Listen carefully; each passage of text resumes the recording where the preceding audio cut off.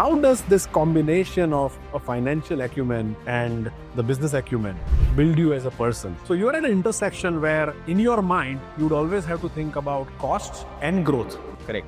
How do you prioritize Yeah. those decisions to make sure there's a right balance and the company continues to grow in the right trajectory? I think every college today has a computer science course. Every engineering professional is looking at doing something on the computer science and computer product development and things like that. Point that I would like a 22-year-old to think about is not about salary. It's definitely not about the brand they work for. It is what is that cutting edge product that they can develop today via a computer engineering approach, Sure. via a coding approach, via a UI UX approach. If you were hypothetically the CFO of a company, Yeah. a multinational, and you had this proposition where you are discussing an opportunity to set up in India, Yes. how would you weigh that as the chief finance controller of that particular company? What's your perspective around the tier 2 play? Because now suddenly we are seeing that we're not just looking at certain urban pockets of India that accelerated the journey. This is now becoming the India story. Yes. It is getting into the wider mainstream India. That's going to not only create more and more opportunities, more jobs. What would be your advice to companies that are building and scaling in India to be financially resilient? India is the market for the world, and I think that's what my message to the leaders of the business will be: come here, stay here, build your talent, build your home.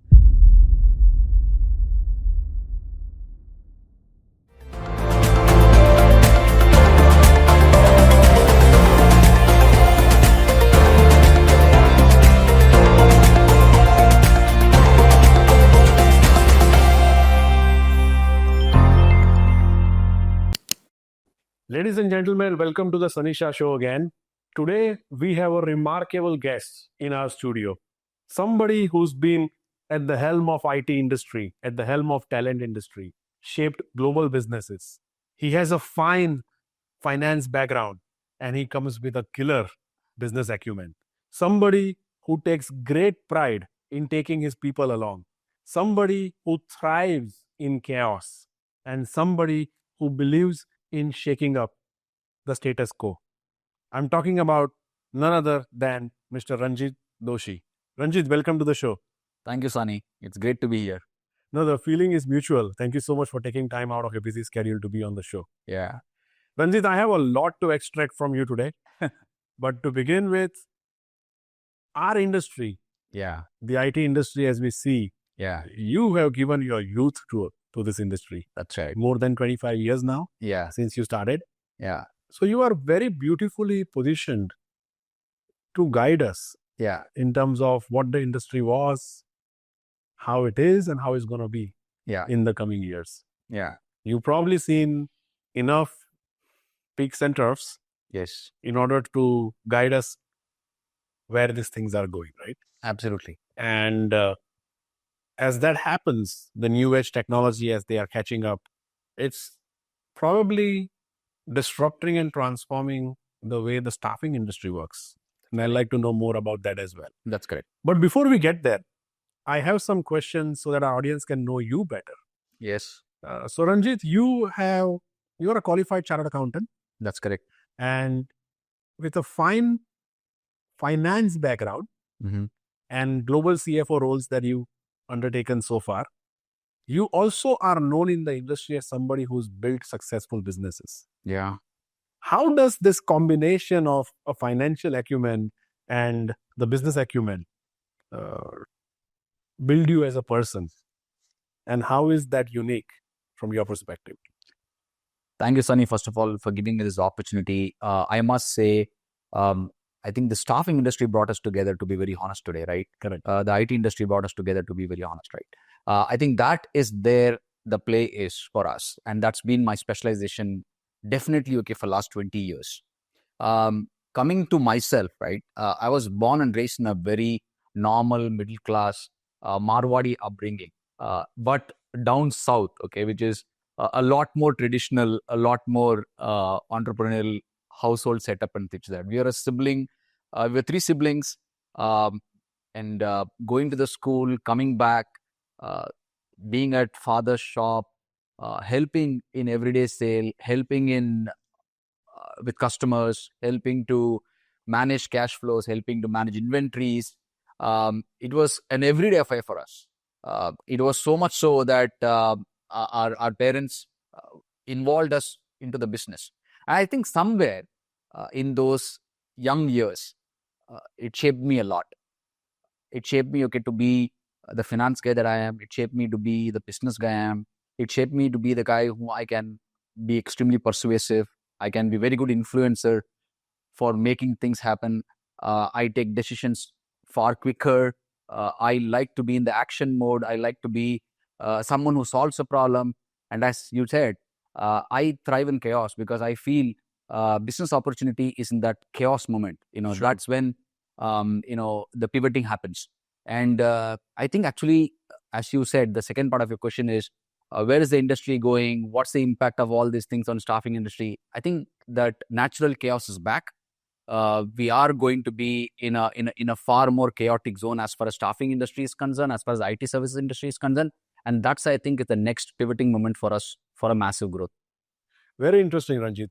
In your current role, working for one of the fastest growing IT staff augmentation firm globally, you wear dual hats. Yeah. So you're a global CFO. Yeah. You're also a COO of the company. That's right. So you're at an intersection where in your mind, you'd always have to think about costs. Correct. And growth. Correct. How do you prioritize those decisions to make sure there's a right balance and the company continues to grow in the right trajectory?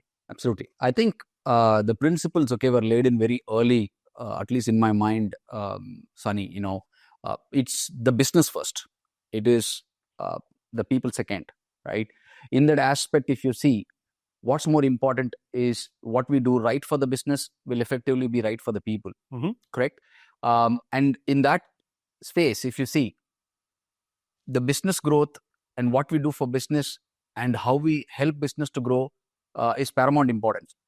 And eventually that will automatically answer, what we are doing for people. Right. And that's when the growth happens. And that's the opportunity creation. First business, then people, and then the clients. So that's the flow, that we've always been aligned to. And I take great pride in saying that we solve business problems on a daily basis. And that's what, this brand is known for. And that's what, this industry is known for. And I think somewhere in the whole frame, India as a country has been at the pivotal moment for the last 25 years, solving a lot of global challenges and a lot of global business challenges that we are thriving as a business community today. I'm glad you spoke about India and touching upon the software aspect of everybody's curious to know what's going to happen in India, especially in our industry, right? So my question to you is around global capability centers. Yeah. As you see, right from the years that you spend in the industry, from becoming a value outsourcing destination to becoming the value creation and the innovation hubs for the world, India is shaping up beautifully when it comes to our global capability centers. Yeah. With more than 1,300 GCCs already set up in India, we are expecting another 600 over the next 3 years. With everything that's happening around the GCC space, the hype that has been created, what do you think? Where does this industry stand today? What are the challenges and opportunities that we would see from an India lens perspective? And what's your take, both as a financial person and as a business leader? Where do you think India is heading and how big is this opportunity? Absolutely. I think the opportunity is huge, and there is enough said, enough written about it, enough people talking about it, enough companies putting in their best of the talent into the GCC industry. So there is no two thoughts about India as a story from a tech space, India as a story for global talent, and India as a story as the third or the second largest economy. So there is no two doubts about that. Now, the question for the global world is how to do business with India, right? It was earlier India's offshoring story, now India's GCC story. That's the mode by which the business is going to be done. Traditionally, we have seen GCC as largely an IT offshoring opportunity or a business offshoring opportunity. I think the future or the next generation of GCC is going to be actual work getting done out of India for the clients, okay, that are outside of India. It could be related to design, it could be related to product development, it could be related to engineering services, it will definitely be related to financial services, and more importantly, it will definitely be about managerial personnel sitting out of India, taking decisions for their parent company outside of India. I think that is the real growth of GCC, and we are absolutely pivoting there. There's no doubt about it, because the more and more you see the evolution of GCC in India, it's no longer about cost arbitrage, it's value creation, it's how we can do a lot more for the global economies, right? Earlier, we were the ones who were going outside of the country, okay, to explain, giving us work in offshore and things like that. But today, the world is coming to us.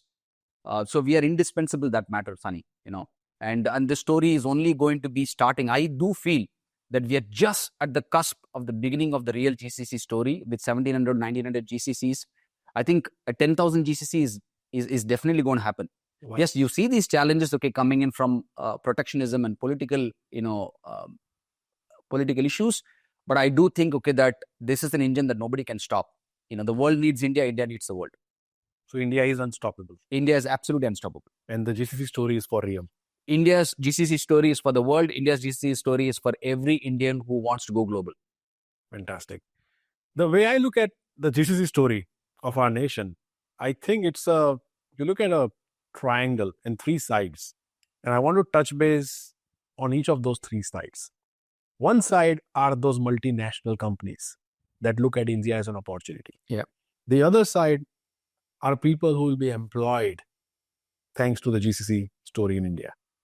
And the third side is our own economy, our own nation building that would happen thanks to this immense growth of opportunity that will come our way. So let's briefly touch base upon each of those sides. I'll start with the employment side.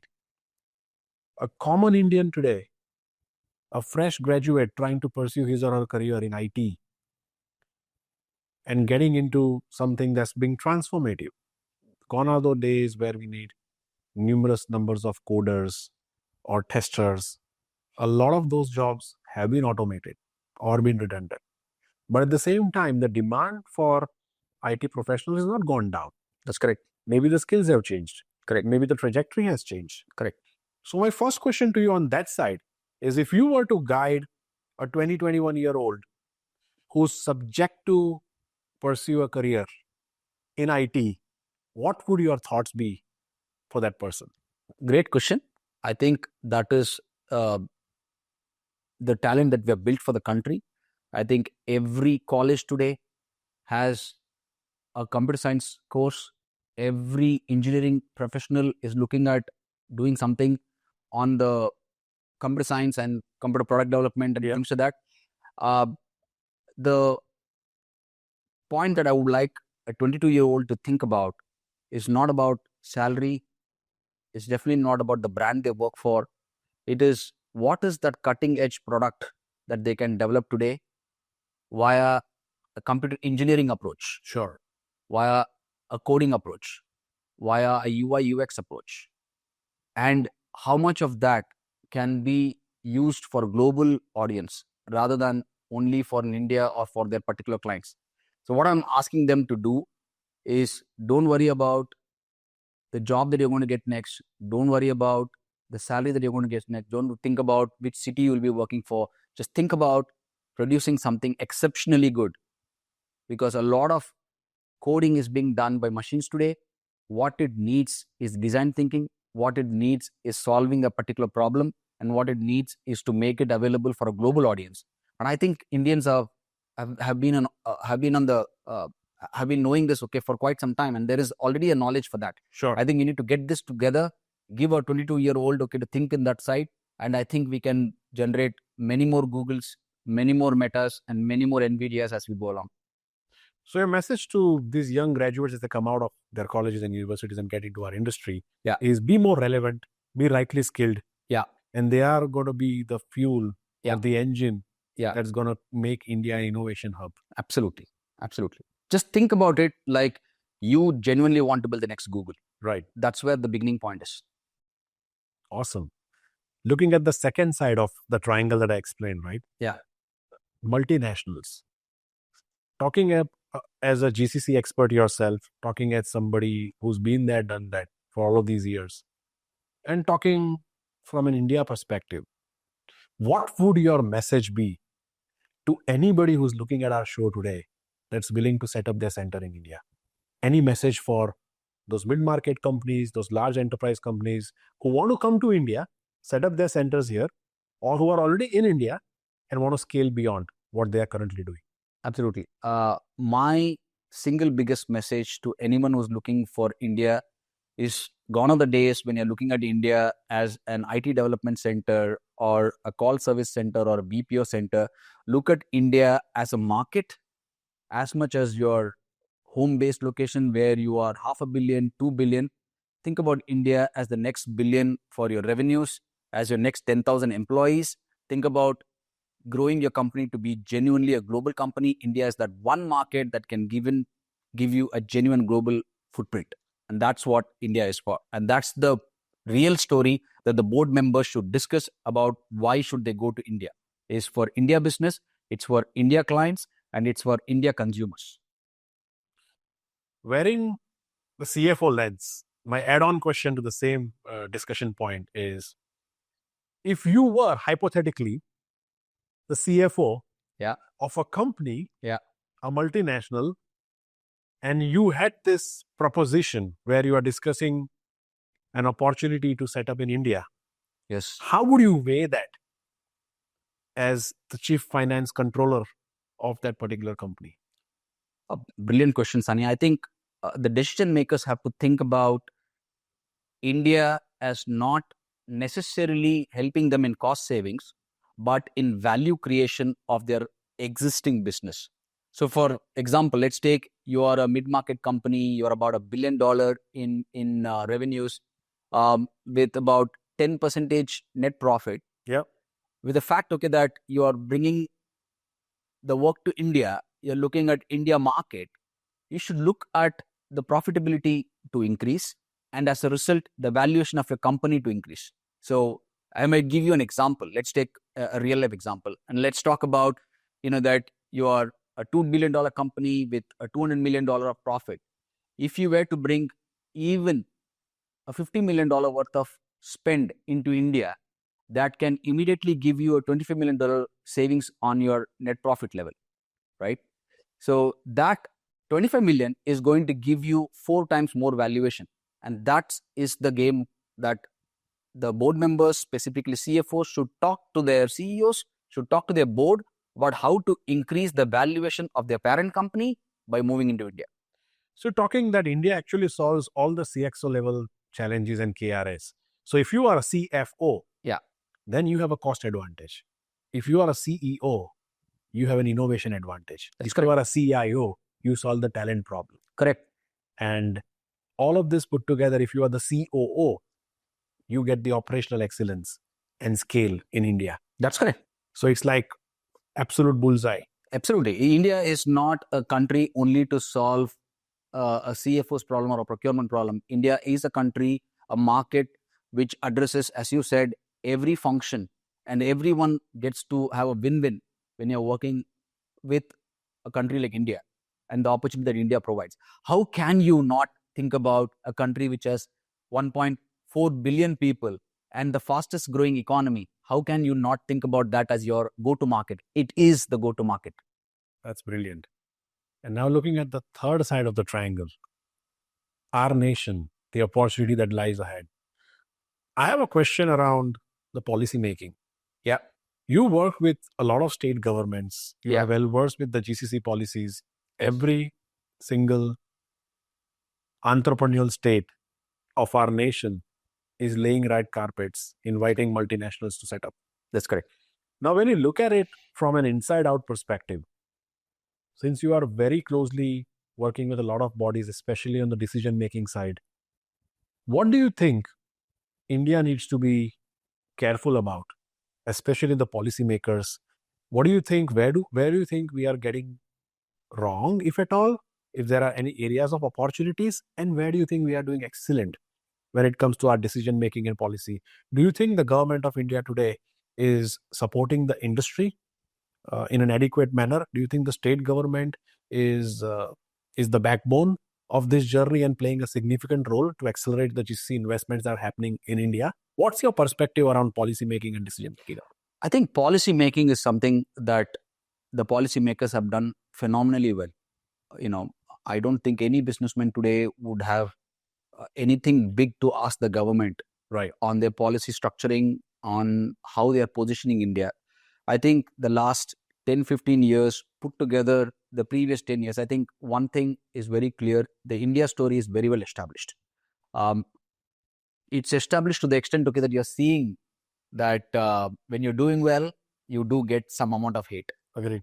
India's story has been so well for the last 20, 25 years. You are starting to see the repercussions of that in some form or other, with political protectionism and things to that. So I think we are on the right track, without doubt. But still, we need to continuously improvise and continuously focus on things that are going to make us the second largest economy. And we should be thinking genuinely about becoming the first largest economy.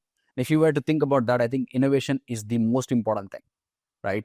Our education system, our primary education system, our secondary education system, and our higher education system all needs substantial reform. That is something that is absolutely needed. Otherwise, you can't do a 25-year or 50-year journey, right? The second is the availability of medical and hospitalization and healthcare. I think that is something that we need to do a lot more, in the country, rightfully so, because you need people who are available to do work for 8 hours, 10 hours on a regular day, who are healthy, who can contribute to the growth of the country, who can contribute to the growth of the company. So healthcare is super important. I think we do need to take care of the pension funds. We need to take care of retirements, because largely we have not addressed that as in the first 75 years of our building nation, right? Why am I talking about that? Why did I get into the socio-economic factor of this? You can't become a global economy. You can't become a thriving global economy if you have not addressed these three things.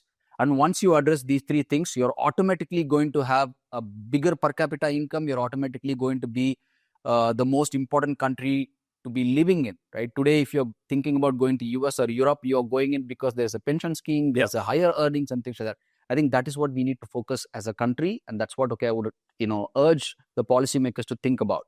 I think these three parts will automatically have a significant impact on the business, because we can see that in the developed economies. Interesting. Ranjit, when India started the GCC story, most of the multinationals, we were highly concentrated on a few cities and a few states that really nailed it from the very beginning. So you look at cities like Bangalore, Hyderabad, Chennai, Pune, NCR. These have been the top destinations where most of the investments have happened, where most of the companies have formed their global capability centers. Correct. But the way I look at the outlay today, I see a lot of tier 2 play. Correct. I see a lot of emerging cities like the GIFT City in Gujarat, like government of Uttar Pradesh. Kerala is doing their things. Madhya Pradesh just came up with a GCC policy. What's your perspective around the tier 2 play? Because now suddenly we are seeing that we're not just looking at certain urban pockets of India that accelerated the journey. This is now becoming the India story. It is getting into the wider mainstream India. That's going to not only create more and more opportunities, more jobs in tier 2 play, but also add a lot of value. A, take that load off those certain cities which are already overcrowded in my opinion, and B, create more opportunities to build cities of the future that can handle this kind of a scale. I would be interested in knowing your perspective about this tier 2 play. I think the answer is something that you can see in every tier 2 city of the country today. Right here in Baroda, you see MasterCard. Right in Indore, you have all the big names that have so far existed only in the US. They're not going to tier 1 city of India, but they went to Indore. Right in Coimbatore, you can see big BFSI brands which did not go to a Chennai or a Bangalore, but they went to Coimbatore. Right. Right in the heart of Chandigarh, you can see the IT hub opening up and expanding. You can see the amount of interest that we can see in GIFT City, whether it is IFSC Center or whether it is the next tech hub, you can also see the interest with which Uttar Pradesh is pursuing its GCC policy. You and me have been part of the Kochi policy, right? You see the amount of interest that Kerala government is showing about it. There's no doubt that this is the future of the country. This is where the expansion for GCCs would happen. It's very natural, Sunny, when you look at bigger cities in India, the amount of infrastructure they have, the challenge, then people are commuting from their home to office and all of that. A tier 2 city offers you a very well-balanced life. It offers you good compensation. It offers you a great lifestyle. It offers you good brand. I think that journey of people moving from tier 2, tier 3 cities, tier 1 cities is not going to happen any longer. There are great brands in the tier 2 cities, both Indian as well as non-Indian brands. And our tier 3 cities are going to be the best cities to live in, without doubt. And obviously, wherever you have talent, wherever you have people, brands will go there. And in next 10 years, you will see a lot more GCCs in the tier 2 cities in India for sure. So Ranjit, the kind of message I'm getting consistently from you is India is unstoppable. Absolutely. The global capability center story is for here to stay. Yes. And it's going to be one of the nuggets in our crown. That's correct. That will make our country proud. That's correct. It is important that we continue to strive the acceleration that we already have around talent. That's correct. Because talent is the commodity that That's is correct. driving this business in India. That's correct. Which skills, which roles do you think are going to be in demand over the next 3 to 5 years that people can, if you were to advise somebody wants to accelerate their journey in the IT industry, what would be those skills that you would guide them to take? Any specific roles, any specific skills, any specific tech stacks that you can recommend? I may not be the best person to talk from a tech stack perspective, but I can tell you from a program management and a project management and overall delivery of a engagement, right? Or an engagement or a particular project. I think the most important skill that anyone who's put in about 5-6 years within the IT industry should think about is how can they be an architect? How can they look at a product on a product engineering side in a holistic manner? How can they be the design thinkers of their product solutions? And most importantly, how can they connect all of their technical knowledge to the real business outcome of the product that they're building? Because more often you can see, the ROI of a tech product spend or a ROI for a project that they are part of is something that's very hazy. It's not pretty established. If I'm putting in a 1 million or 2 million into a IT project, what has it effectively got as a business growth, or what has it effectively got as a cost saving, or what has it effectively reduced some inefficiencies, right? Those value drivers are something that most tech professionals are ignorant about. I think when you're thinking about a career which is far more wider and far more impactful for the business, think about something which is design, think about something that is engineering, think about connecting all of this for real business outcome. So a message is that expand your skills, expand what the value you can bring, not just limit yourself to a particular trajectory. Absolutely. I think gone are the days when you're only going to be sitting and doing only the coding part or only the architect part or only managing teams. You need to be someone who are holistic, who can do end-to-end. And that applies to every professional. It applies even more to IT professionals now. Talking about geopolitics for a minute, it's an interesting topic and I'm sure you'd agree to that. Yeah, because it directly impacts the industry that we belong to. We are in a different age where we're talking about trade wars. Correct. We're talking about tariff wars. Correct. We're talking about a disruption in immigration policies that most of the countries are now vouching for. That's correct. And we heard in news the recent major update about a major policy change in the H1 visa. Correct. And that kind of fundamentally disrupts thousands and thousands of people in the US working in our industry. That's correct. And 70% of H1 recipients are Indians. That's correct. So that does impact us. Now, when you look at this as a problem statement, I wanted to know your perspective. Do you see this as a problem statement? Do you see this as an opportunity statement? Yeah. And why do you think whatever you think, the way you look at it? Yeah. Should India be worried about situations like this? Yeah. Do you think the industry is going to find an alternative? Do you think this is going to accelerate the GCC investments in India? Is going to create more jobs here? That's my question to you. Absolutely. Sunny, let's take an example of a high-speed highway. You often find a speed breaker, or you often find a junction, where there is a signal to stop you and things to that. These are safety nets. These are created so that you don't bulldoze yourself into a particular situation, right? The current protectionism and the current geopolitical situations are actually the safety nets that individual, independent political leaders are doing it for their own country. Okay. And rightfully so, they should be doing it, right? Now, is that the end of it? No, it is not. It is in fact another road to the destination. It's a diversion, right? So there's a short-term route to it and there's a long-term route to it. Yes, in the short term, what you're seeing with H-1B visa, fees being increased to 100K, or the whole sentiment around H-1B no longer being the best route for Indians to go to US, I think that is going to be a short-term impact on the psyche of the professionals or the psyche of the tech industry in India, for sure. There's no doubt about it. But in the long term, businesses are extremely agile. You see that as an opportunity. I can give you some examples. The very fact that they have H-1B professionals who are returning back to India, that itself is an opportunity. Right. You can look at bringing them back. They may continue in the same job, or they may not continue in the same job if that particular client that they are part of are not part in India. Then that's an opportunity for us to talk to those people and then bring not only them back and maybe even bring their clients back. So that's a beautiful opportunity for looking at H-1B visa 𝗧𝗵𝗶, right? The other opportunity that I can think of is, why even worry about only a visa program to have an impact on your revenue?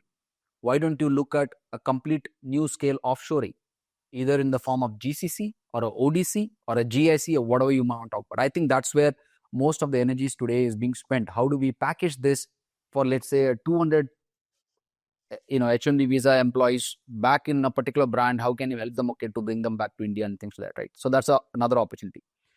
In the long term, what I see this as an opportunity is the irreplaceability of the Indian talent when it comes to tech. There's no doubt about it, okay?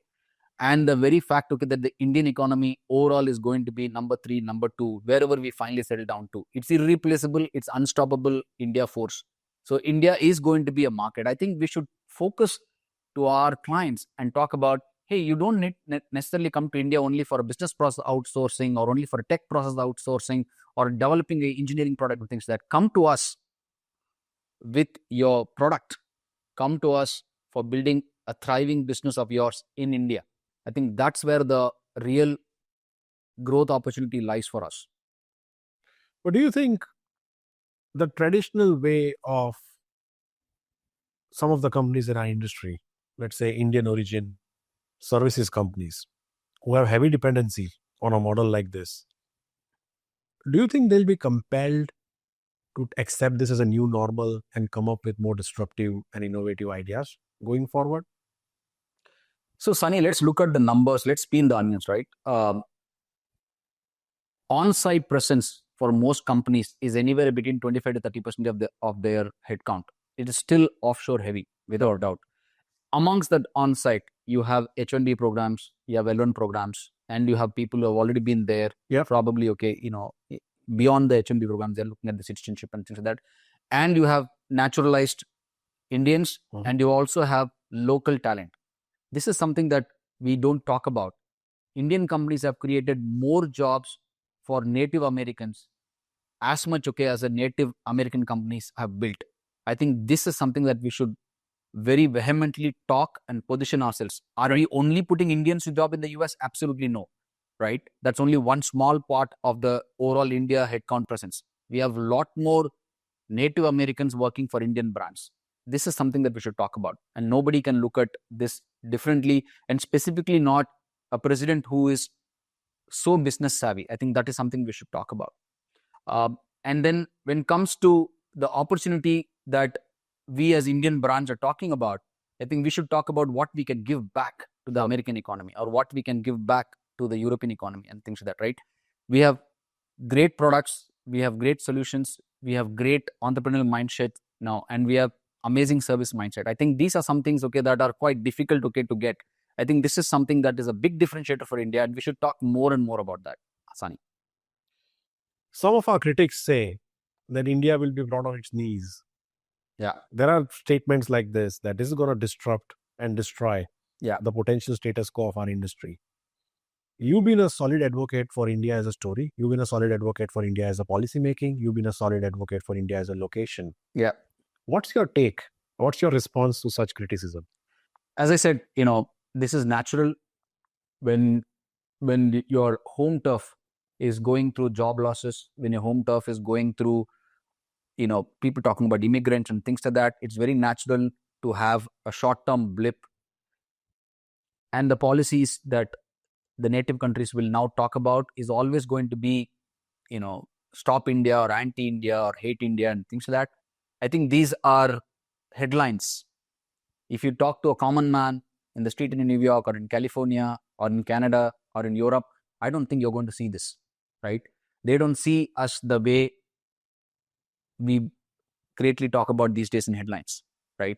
We are a supportive community. Wherever we have gone, we built great schools or we built great communities and things like that. I think there's a good appreciation about who Indians are or what is India's value systems or how we build a thriving community. I think we don't need to worry about that so much. We got a lot of things for the world, whether it's spirituality, or whether it is math or engineering or aspects, okay, that is related to technology and things like that, right? We should double down on it.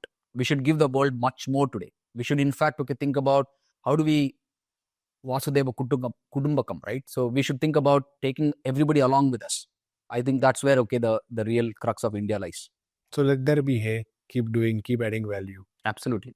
Absolutely. There's always going to be noise. There's always going to be hate. And if you're successful, there's going to be hate. There's no doubt about it. Interesting. Let's look at 5 years ahead. Your perspective as a global CFO and be somebody who's been at the centricity of our industry for the last 25 years. What would be your advice to companies that are building and scaling in India to be financially resilient? What would be your advice to these companies to make sure they continue to extract maximum value of the India opportunity? And what would be your advice to make sure that they continue to accelerate their global story thanks to their India operations? I think it's very clear, at least in my mind, you cannot think about India only for one directional aspect of offshoring or business process outsourcing or tech outsourcing. You should think about India as a business center. It is a market that you can no longer think of, not seeing. It is a market that you need to build a product for. It's a market that you need to bring your solutions for. It's a market that you need to send your top talent to sit out of India and explore this market and build this market for the world, right? So that way, if you are having a next 5-year journey, a 10-year journey, 15-year journey, you can go pretty long. And we have multiple examples, right? Today, as you talk, Suzuki's overall business is bigger in India compared to what's in Japan. Toyota's overall business is as big as in India as it's in overall world, right? So these are some of the brands, okay, that have done it. You can see Apple as an example. You come to India for its India opportunity, right? And obviously the offshoot of that will be GCCs, the offshoot of that will be GSEs, outsourcing and things like that. India is the market for the world. And I think that's what, okay, my message to the leaders of the business will be: come here, stay here, build your talent, build your home. Call this as your second best destination or your largest destination. We are here to welcome you. These topics, this industry is very close to my heart. So my Pandora of boxes for questions can be non-stop. Yeah, please. This can be an unstoppable episode, but I do understand and appreciate that we are time constrained. Yeah. So with that being said, I would like to conclude this conversation and hopefully connect with you again in near future with new ideas, new innovative, thought-provocative suggestions that you would bring on table. Ranjit, it has been an absolute pleasure having you on the show today. You are somebody who I look as a believer, somebody who challenges the odds, somebody who ignores the critics, somebody who is not just passionate about building businesses, somebody who is passionate about the industry that we belong to, and somebody who is extremely, extremely passionate about the India story Absolutely. that we are all living through. Yeah. And I feel if India has many more leaders like you, our country, who's already doing very well, will continue to accelerate at a far higher pace. So with that being said, I wish you all the best. Thank you, Sunny. And I look forward to seeing your ideologies transform into reality in near future. Absolutely. Thank you, Sunny. And India is a country that was built over thousands of years. We stand on the shoulders of great men and women who built this country. And it's our responsibility to take this legacy forward, build it for our children, and build it for the world. And I think we can do an exceptional job at it. And I'm super confident about the India story. India is here and India will always be there. Fantastic. Thank you. Thank you once again for Thank you, Sunny. being on the show. Thank you for having me. So, ladies and gentlemen, Ranjit Doshi, while he gave us a lot of perspective about the industry, where it is getting to, the opportunities that we have in the Global Capability Center, one fundamental learning that all of us can take away, irrespective of whether you belong to IT industry or anywhere, is be a believer in life. It's a very simple lesson that Ranjit brought on table today. If you are a believer, you'll always have noise, you'll always have challenges at any phase of your life. But if you continue to be a believer, life becomes easier and things progress. With that being said, we conclude this episode. I hope you enjoyed this conversation and you had a lot of key takeaways. Please continue to follow us. Subscribe to our channel on YouTube if you haven't done so. Follow us on other social media so we can continue to bring such relevant conversations at your doorstep. With that being said, this is me signing off. Thank you. Take care.